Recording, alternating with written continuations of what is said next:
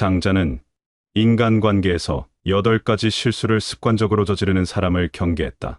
그 이유는 이것들이 안으로는 자신을 해치고 밖으로는 타인을 어지럽힌다고 보았기 때문이다. 그렇기에 군자는 습관적으로 실수를 저지르는 사람을 벗으로 삼지 않아야 하고 성군 역시 이러한 자를 신하로 두지 않아야 한다고 하였다. 장자가 말한 그 8가지 실수는 무엇일까? 첫째는 주착을 경계했다. 주착이라 함은 사전적 의미로는 잘못인 것을 알면서 저지른 과실을 말한다. 자신이 할 일이 아닌데도 불구하고 오지랖 넓게 남의 일에 끼어들어 덤비며 관여하여 남을 어지럽히고 더 나아가서는 나를 어지럽히는 행동을 말한다. 상대방이 청하지 않았는데도 의견을 말하는 것으로 예를 들면 남의 제사상에 끼어들어 배나라, 감나라 하는 것과 같다. 이는 개인의 이익을 얻기 위한 이기주의의 결과이자 꼼수이며 상대의 청의 없이 하였기에 가장 미움받기 쉬운 실수이다.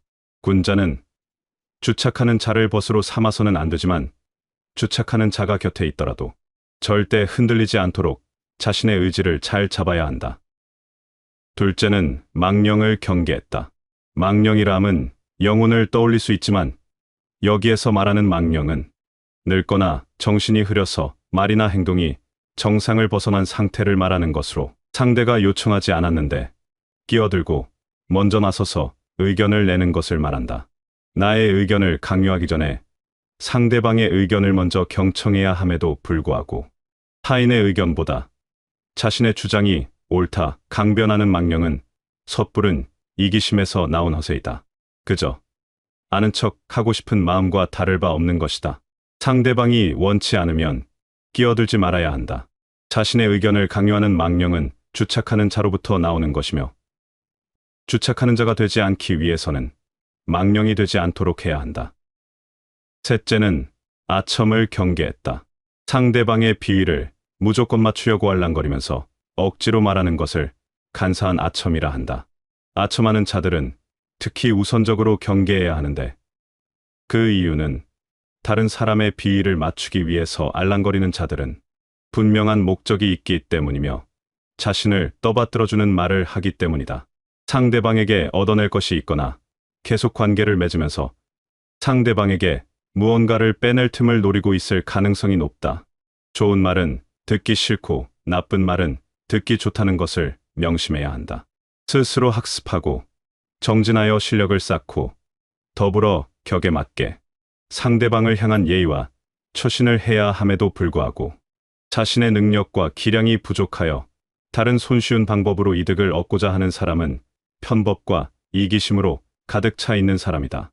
상대방이 듣기 좋은 말만 하는 사람은 내 인생을 꼬이게 만드는 부류라는 것을 잊지 말아야 한다. 넷째는 푼수를 경계했다. 옳고 그름의 시시비비를 가려 따져보지도 않고 함부로 말하는 걸 푼수라 한다. 내 스스로가 능력이 있어 주어진 일을 수행할 수 있고 남들보다 더 나은 지식을 갖고 있다고 하더라도 우쭐대며 상대방의 의견을 경청하지 않고 섣부르게 자기가 하고 싶은 방식대로만 말하고 행동하는 건 상대방을 상처 입히고 나아가 나에게도 해를 끼치는 아주 좋지 않은 행동이다. 이는 고집불통과 만사불통의 지름길이라 할 수 있다. 상대방의 의견을 경청하고 이해하려 노력하는 사람은 대화를 통해 더욱 많은 것을 배울 수 있다. 상대방이 무엇을 원하는지 이해하고 그에 맞게 행동하면 상대방은 당신에게 더욱 많은 것을 알려주고 더욱 좋은 관계를 유지하려고 노력할 것이다. 다섯째, 참소를 경계했다. 상대방의 단점과 흠결에 대해 함부로 말하기를 좋아하고 즐기는 것을 참소라 한다. 너무나 당연하지만 상대방의 단점과 흠결에 대해 절대로 함부로 말해서는 안 되며 이를 좋아하고 즐기는 이는 피해야 한다. 자신의 장점을 더 부각시키기 위해 상대방의 부족함과 흠결만을 더욱 과장하여 쉽게 말한다면 그건 자신도 모르게 습관이 되어 고질병으로 악화되고 자신을 침몰시키는 부메랑이 될 것이다. 상대방을 이해하고 존중하는 태도를 갖는 것이 가장 중요하다. 이를 통해 더욱 좋은 대인관계를 유지하고 더욱 많은 것을 배울 수 있다. 여섯째, 이간질을 경계했다. 상대방의 좋은 관계를 갈라놓는 것, 사이좋은 사람들이나 개인과 한 무리 사이의 관계를 틀어지게 만들기 위하여 한 사람의 개인적 사회적 평판을 떨어뜨리는 행위를 이간질이라 한다. 이간질은 타인을 해코지하는 것으로 비겁하고 도에 어긋나는 행동이다. 의외로 아무 생각 없이 이간질을 일상적으로 하는 사람들도 있다. 뒷담화를 일상적으로 하는 사람이 그 좋은 예다.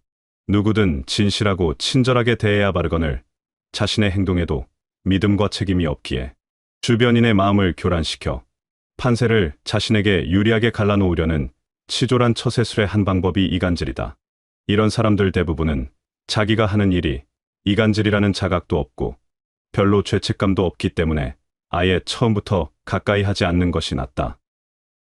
일곱째는 간특함을 경계했다. 나쁜 짓을 꾸짖지 않고 칭찬해 상대를 타락시키는 것을 간특함이라 한다.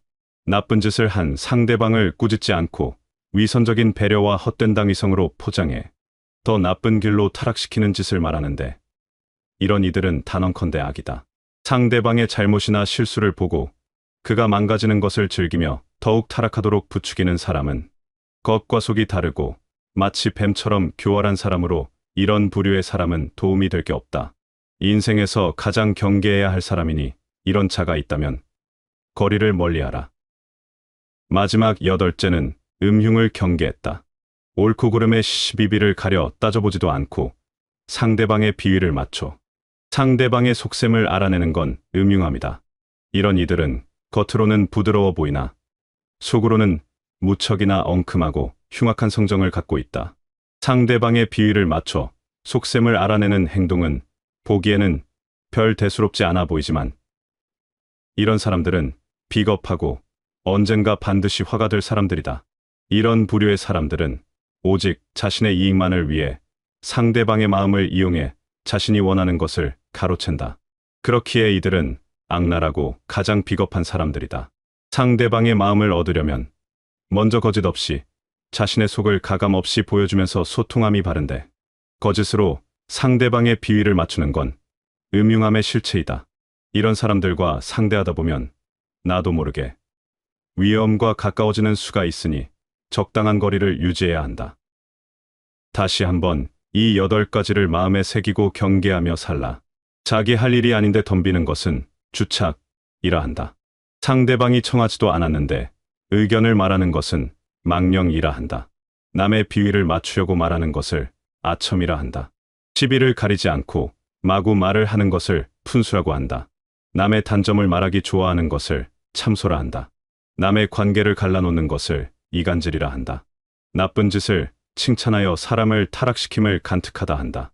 옳고 그름을 가리지 않고 비위를 맞춰 상대방의 속셈을 뽑아보는 것을 음흉하다 한다.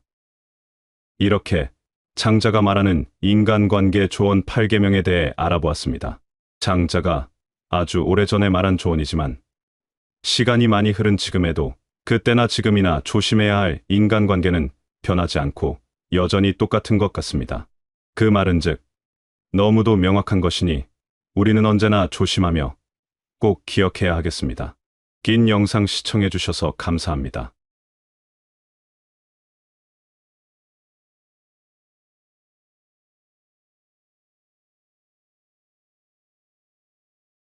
살다 보면 어떤 일이든 후회가 남기 마련입니다. 미리 알았더라면 후회를 덜 남길 수 있었을까요? 인생의 후반기를 보내고 있는 60대, 70대들은 그들이 지금껏 살아온 발자취 곳곳에서 후회를 발견한다고 합니다. 또 사람들은 죽기 직전 많은 깨달음을 얻는다고 합니다. 저마다 다른 삶을 살았던 사람들이지만 놀랍게도 후회하는 것은 거의 비슷하다고 하는데요. 사람들은 삶이 끝나갈 때쯤 돼서야 자신의 인생을 명확하게 돌아볼 수 있다고 합니다. 인생을 후회 없이 사는 사람은 아마 없을 것입니다. 인생은 고해라고 했듯이 고통과 번민 속에서 성장하고 늙어가는 것이죠.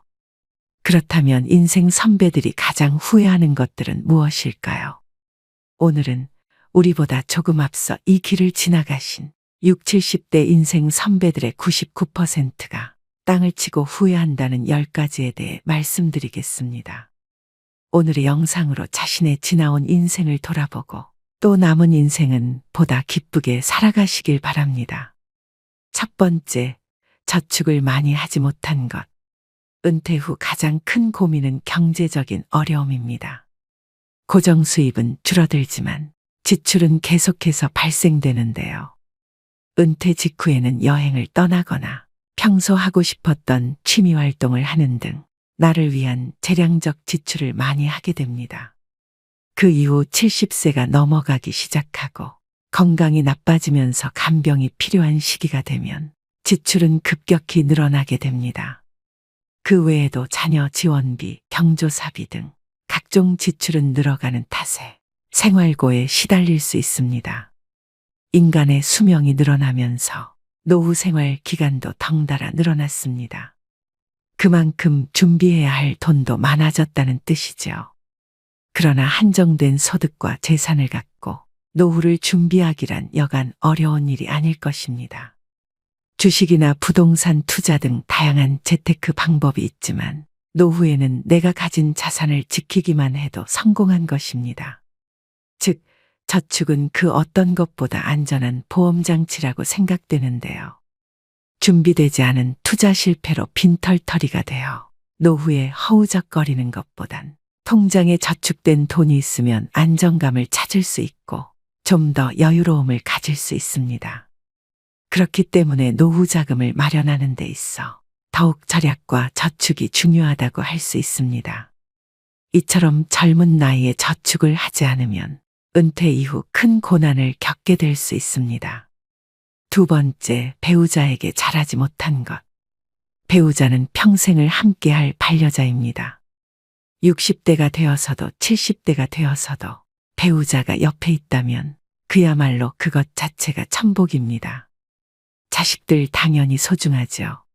그런데 지금 내가 당장 아프거나 불편하면 누가 가장 먼저 달려와서 진심으로 나를 걱정해주고 보살펴줄까요?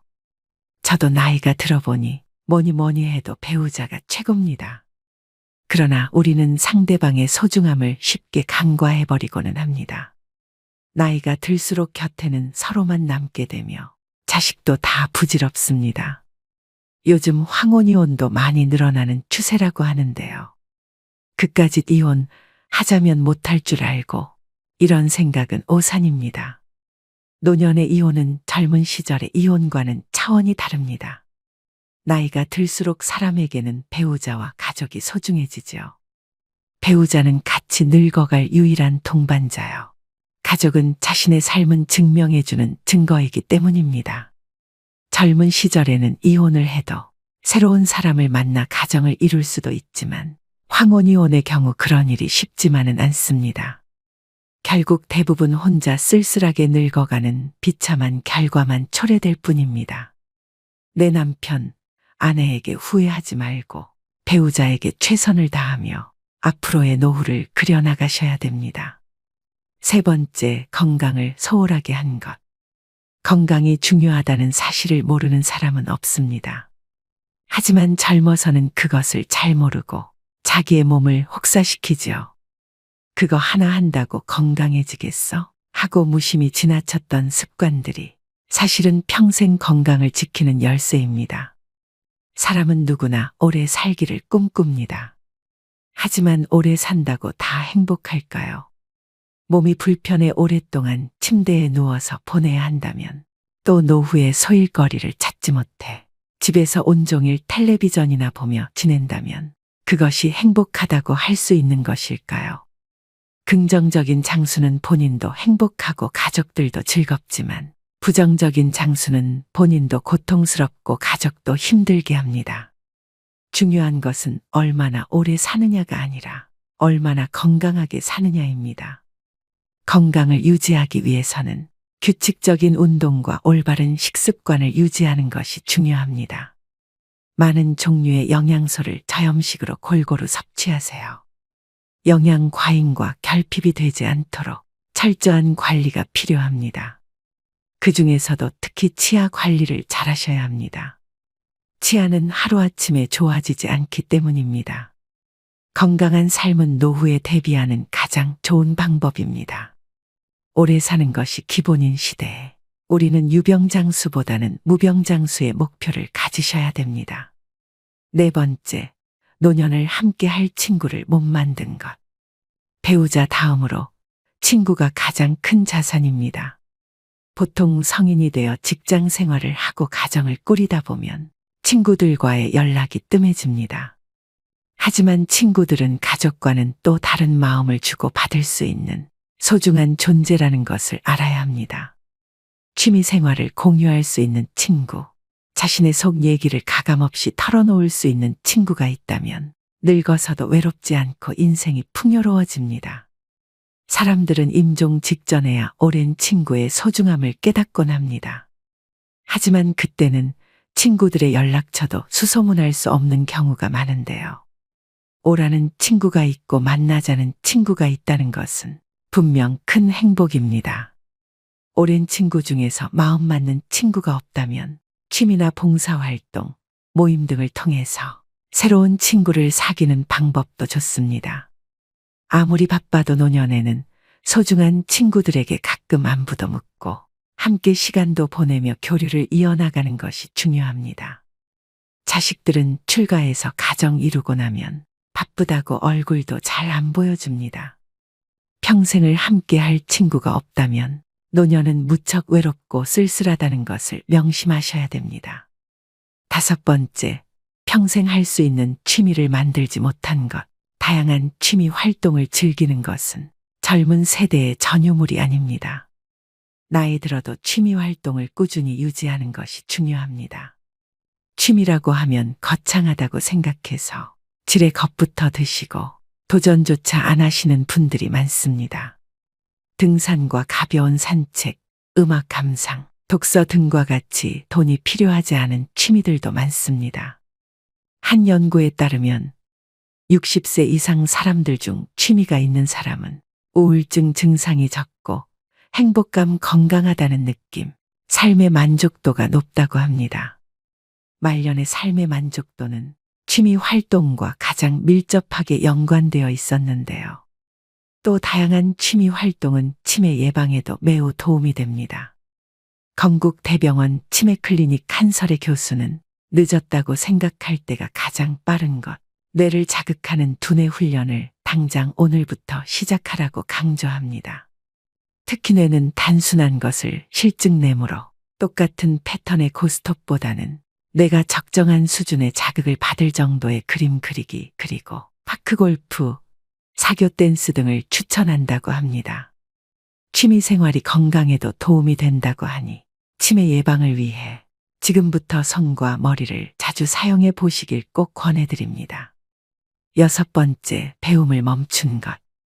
나이가 드니 기억력도 나빠지고 머리도 안 돌아가. 복잡한 건 질색이야. 이 나이가 돼서 내가 머리 굴리며 살아야겠어.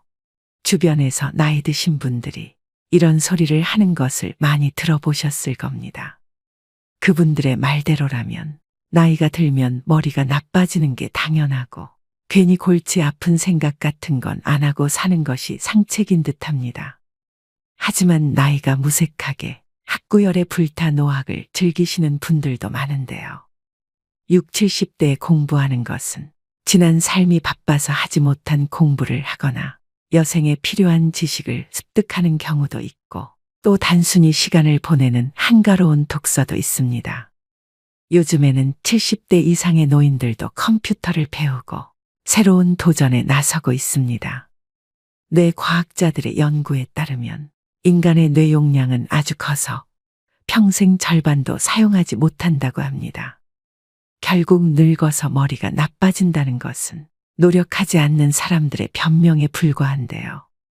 그런데도 우리는 수많은 변명을 방패 삼아 새로운 무언가를 배우려 하지 않습니다. 하지만 그러기엔 우리에게 남겨진 인생이 너무나 깁니다. 은퇴 후 30년 이상의 세월을 더 살아야 하는데 그동안 아무것도 공부하지 않는다면 다른 사람보다 뒤처진 인생을 살 수밖에 없습니다. 특히 노년의 배움은 뇌를 지키는 가장 좋은 수단이기도 합니다. 뇌는 사용하면 할수록 노화가 더디게 진행됩니다. 따라서 노후의 건강을 지키기 위해서도 배움은 필수입니다. 7번째, 연금과 보험을 들지 못한 것. 노년기에는 뜻하지 않게 목돈이 들어가는 경우가 많습니다. 대부분 건강과 관련된 비용입니다. 60년대생들이나 그 이전에 태어난 사람들에게는 노후 준비에 대한 접근 방식이 현대의 젊은 세대와는 다르게 해야 한다는 건데, 노후 준비 시간이 상대적으로 적다는 점을 감안하여 고령자를 위한 특화된 투자 상품을 찾아볼 필요가 있습니다. 예를 들어 안정적인 수익률을 제공하는 연금 상품이나 저위험 투자 상품 등을 활용할 수 있습니다. 국민연금으로 쌀을 사고, 퇴직연금으로 반찬을 사고, 개인연금으로 편히 살 생각을 하라. 투자 전문가들이 연금을 두고 하는 말입니다. 이 말에서 알 수 있듯이 노후를 위한 연금 투자는 개인연금으로 완성됩니다. 국민연금과 퇴직연금만으로는 우리가 원하는 노후가 아닌 먹고 사는 생활만 가능한 노후가 될 뿐입니다. 안락한 여생을 위해서는 개인연금으로 우리의 곳간을 차곡차곡 채워나가야 합니다. 또한 투자에 대한 전문적인 조언을 받기 위해 금융 전문가의 도움을 청하는 것도 좋은 방법입니다. 노후 준비는 재무적인 준비뿐만 아니라 건강 상태를 유지하는 것도 중요합니다. 이는 의료비 부담을 줄이는 데 도움이 될 뿐만 아니라 더 나은 삶의 질을 유지하는 데도 기여합니다. 한 살이라도 어릴 때부터 경제와 재테크에 관심을 갖는 게 중요한데, 이제는 선택이 아닌 필수인 시대인 것 같습니다. 이러한 돈을 아깝다고 생각하기보다 준비를 한다고 생각해야 합니다. 8번째, 내 인생에 더 도전하고 여행을 많이 다니지 못한 것. 그때 했어야 했는데, 그때 그 시절에 나만이 할 수 있었던 일이나 도전이 있었을 것입니다. 대부분의 사람들이 평생 살아오면서 가장 후회하는 것 중 하나가 도전을 하지 않았던 사실이라고 답했습니다. 이어 여행을 떠나지 않았던 사실을 안타까워했습니다. 자식 키우고 회사 일을 하느라 여유가 없었을 것입니다. 그래도 다른 돈을 아껴서 시간을 내서라도 여행을 떠나라고 인생 선배들은 조언합니다. 여행은 단순히 휴가나 오락으로 즐기는 것이 아니라 노후 생활을 더욱 풍요롭게 만들고 의미를 부여하는 과정이라고 할 수 있습니다. 건강과 사회적 연결성, 평화로운 노후를 위한 중요한 사항이라고 할 수 있으며, 여행은 훗날 회상할 수 있는 좋은 추억을 마련해 놓는 셈입니다. 9번째, 일기를 쓰고 기록을 남기지 못한 것. 은퇴한 나를 생각해보면 자신이 살아온 인생이 덧없이 느껴질 때도 있습니다. 그럴 때 평생 자신이 걸어온 발자취를 돌아보고 정리하는 것이 필요합니다. 그렇게 하기 위해서는 젊어서부터 기록을 남기는 습관이 필요합니다. 일기를 매일 쓰라고 말하는 것은 아닙니다. 다만 틈틈이 기록하고 사진 등을 남겨놓으면 나중에 자신의 삶을 정리하는 데 도움이 될 것입니다. 10번째, 자식과 대화를 많이 하지 못한 것. 자식들과 평소에 대화를 많이 하지 않았다면 노년의 소중한 친구 하나를 잃는 셈입니다. 늙고 병들면 자식들에게 의지하게 됩니다. 자식과 친밀한 관계를 유지해야 후회 없는 자식 농사를 했다고 느낄 수 있을 것입니다. 뿐만 아니라 자식과 건강한 유대감을 형성하는 것은 노년의 정신적 안정감에도 도움을 줍니다.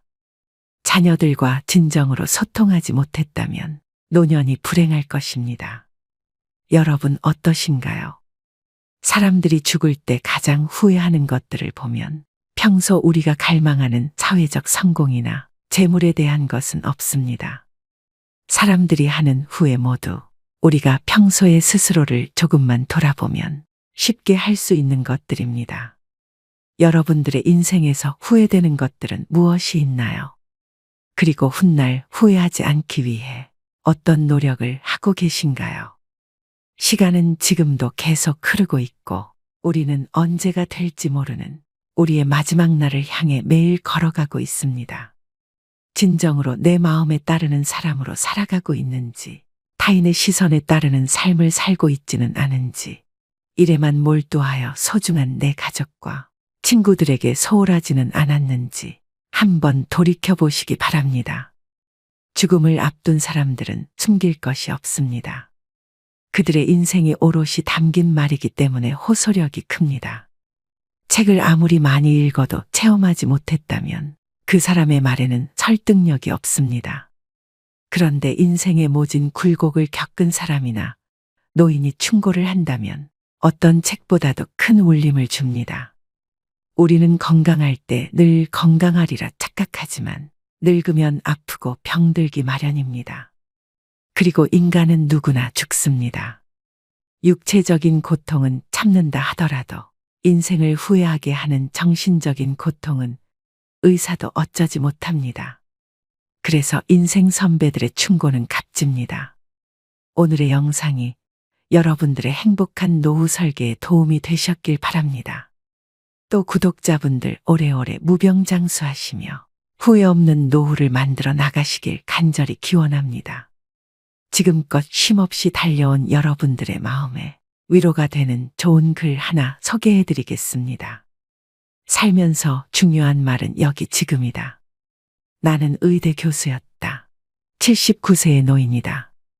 정신과 전문의로 50년간 15만 명의 환자를 돌보고 학생들을 가르쳐 왔다. 퇴직 후 왼쪽 눈의 시력을 완전히 잃었다. 당뇨병, 고혈압, 통풍, 허리디스크, 관상동맥 협착, 담석 등 7가지 중병과 고달픈 스트레스를 벗삼아 어쩔 수 없이 살아가고 있다. 한쪽 눈으로도 아침이면 해를 볼 수 있고 밤이 되면 별을 볼 수 있다. 잠이 들면 다음날 아침에 햇살을 느낄 수 있고 기쁨과 슬픔과 사랑을 품을 수 있다. 남의 아픔을 아파해 줄 수 있는 가슴을 가지고 있다. 세상을 원망할 시간이 없다. 지팡이 짚고 가끔 집 밖으로 산책을 했다. 한쪽 눈이지만 보이는 것만 보아도 아름다운 것이 많았다. 지금은 다리에 힘이 없어 산책이 어렵지만 계절이 바뀔 때마다 보이는 앞산 숲의 색깔이 아름답다. 감사하다. 인생이란 바로 여기와 지금이다. 행복을 느낄 시간과 공간과 사람은 바로 지금이다. 지금 여기에서 함께하는 사람들과 어울려 한 번이라도 웃으며 이야기를 나눌 수 있는 데가 바로 즐거움이다. 살아보니까 그렇다. 뇌 속에서 행복을 만드는 물질은 엔돌핀이다. 엔돌핀은 과거의 행복한 추억 때문에 생기는 게 아니다. 지금 내가 즐거워야 엔돌핀이 형성된다. 사람이 어떻게 늘 행복하기만 하느냐고 묻는 이들도 있다. 그런 이분법적인 생각에서 벗어나야 한다. 어제 죽은 사람들이 하루라도 더 살기를 원했던 그 소중한 시간에 나는 오늘을 살고 있다. 괴롭고 슬퍼도 한 가닥 희망을 만들어 보자. 살아있음이 즐겁고 만날 수 있음에 감사하자. 지나간 세월은 어렵게 살았더라도 다 행복했던 거라고 나이 든 사람들은 이야기한다. 왜냐하면 사람은 누구나 짜릿하게 행복한 시간이 있었다. 사람은 그 추억으로 사는 것 같다. 괴로움을 겪어봐야 행복할 줄 안다. 인생살이 살면서 오늘 지금 여기가 제일 중요하다라는 말이 맞는 말 같다. 아내 없이 살아보니까 있을 땐 몰랐는데 젓가락 한쪽이 없어진 거야. 있을 때 잘해라는 말을 많이 들었는데 그럼 어떻게 살아야 할까? 우리 장인이 하신 말씀인데 나에게 주어진 대로 감사하면서 받아들이면 다 보여. 행복의 답은 바로 지금 여기 내 가슴에 담겨 있다. 고개 들어 저 멀리 하늘을 한번 보자. 마지막으로 어느 부자 노인의 유언장을 들려드리면서 오늘의 영상 마무리하겠습니다. 죽음의 문턱에서 갖는 후회들 그리고 고마움들에 대해 생각해 보시는 시간이 되셨으면 합니다. 나의 편지를 읽게 될 소중한 지인들에게 바쁜 하루를 보내고 있다는 것을 압니다. 하지만 아무리 바빠도 밥은 꼭 챙겨 드세요. 여기까지 와보니 알겠습니다. 비싼 돈으로 산 핸드폰의 70%의 성능은 사용하지도 않았고 내 값비싼 차의 70%의 성능은 필요 없는 것이었고 호화로운 우리 집도 70%의 공간은 비어 있는 것이나 마찬가지였으며 옷과 일용품들 70% 또한 지극히 필요가 없는 것이었습니다. 살아보니 인생은 경기장과 같더군요. 전반전은 학력, 지위, 권력 그리고 돈을 갖기 위해 애써 살아왔고 그런 것들이 높고 많으면 이기는 것인 줄 알았습니다. 하지만 후반전은 달랐습니다. 전반전의 승리를 위해 청춘을 바쳤던 하나밖에 없는 몸은 혈압, 당뇨, 혈당, 요산을 낮추기에 후반전은 급급했답니다. 전반전은 나보다 높은 감독의 명령을 따라야 했고 후반전은 나의 명주를 잡고 있는 의사의 명령을 따라야 했습니다. 이제야 알겠더군요. 전반전에서 높이 쌓았던 모든 것들이 잘못하면 후반전에서 누릴 수가 없다는 걸 말입니다. 하물며 경기도 중간에 쉬는 시간이 있거늘 나도 쉬어가며 갔어야 했던 것을 전반전에서 앞만 보고 정신없이 살았던 날들, 이제는 씁쓸한 추억으로 남았습니다.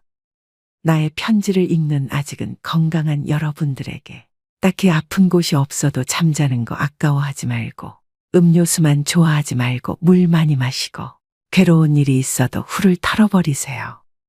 양보하고 베푸는 삶도 나쁘지 않으니 그리 한번 살아보시구려. 돈과 권력이 있어도 교만하지 말고 부유하지 못해도 사소한 것에 만족하며 필요하지 않아도 휴식할 줄을 알며 아무리 바빠도 움직이고 좀 걷고 또 운동하세요. 50만 원짜리 옷의 가치는 영수증이 증명해주고 1억 원짜리 자가용은 수표가 증명해주고 20억짜리 집은 집 문서가 증명해주는데 사람 가치는 뭐가 증명해주는지 알고 있으신가? 바로 건강한 몸이랍니다. 건강에 들이는 돈은 계산기로 두드리지 마세요. 건강할 때 있는 돈은 자산이라고 부르지만 아파서 병원에 누워 있으면 그때 가지고 있는 돈은 그저 유산일 뿐이라네. 세상에 당신을 위해 차를 몰아줄 기사는 얼마든지 있고 당신을 위해 돈을 벌어줄 사람도 얼마든지 있다.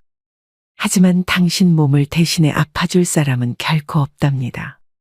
물건을 잃어버리면 다시 찾거나 사면 그만이지만 영원히 되찾을 수 없는 것은 하나뿐인 생명이라오. 내가 여기까지 와보니 돈이 무슨 소용이 있는가. 내가 죽으면 나의 호화로운 별장은 내가 아닌 누군가가 살게 되겠죠. 내가 죽으면 나의 고급차 열쇠는 누군가의 손에 넘어가게 되겠죠. 많은 재물의 욕심은 나를 그저 탐욕스러운 늙은이로 만들어버렸다네. 내가 한때 자랑으로 알고 쌓았던 많은 것들인 돈, 권력, 지위가 이제는 그저 짐에 불과할 뿐. 그러니 전반전에 살고 있는 사람들아, 너무 애타게 살지들 마시고 후반전에서 살고 있는 사람들아, 아직 경기는 끝나지 않았으니 행복한 말년을 위해 지금부터라도 자신을 사랑하시라. 전반전에서 빛나는 승리를 거두었던 나는 후반전의 병마를 이기지 못하고 병원 특실에 이렇게 누워 죽을 날만 기다리고 있다. 아무리 시설이 좋은 특실이면 뭐해. 허름한 농촌 경로당보다 못하단 걸 알려주고 싶어요. 그래도 이 편지를 지인들에게 전할 수 있음에 따뜻한 기쁨을 느낀답니다. 바쁘게 세상 살아가는 그대들, 자신을 사랑하며 살아가기를. 힘없는 나는 이제 마음으로 그대들의 행운을 빌 뿐이라오. 누구보다 먼저 웃고 많이 웃는 행복한 나날들로 가득 채우시길.